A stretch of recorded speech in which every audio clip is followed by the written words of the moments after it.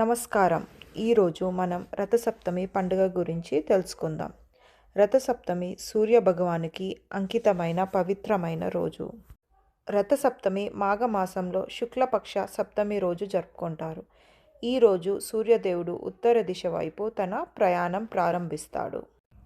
రథం అంటే వ్రతం. సప్తమి అంటే 7వ రోజు. పురాణాల ప్రకారం సూర్యదేవుడు 7 గుర్రాలతో ఉన్న రథం మీద ప్రయాణిస్తాడు.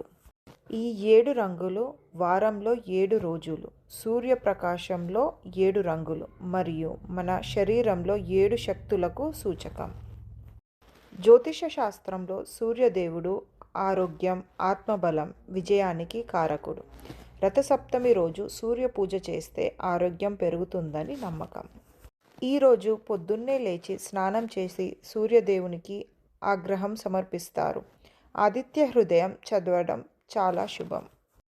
రథసప్తమి మన జీవితాల్లో వెలుగు, శక్తి మరియు శుభ ఆరంభం తీసుకొస్తుంది. సూర్య భగవానుకి కృపతో అందరికీ ఆరోగ్యం కలగాలి.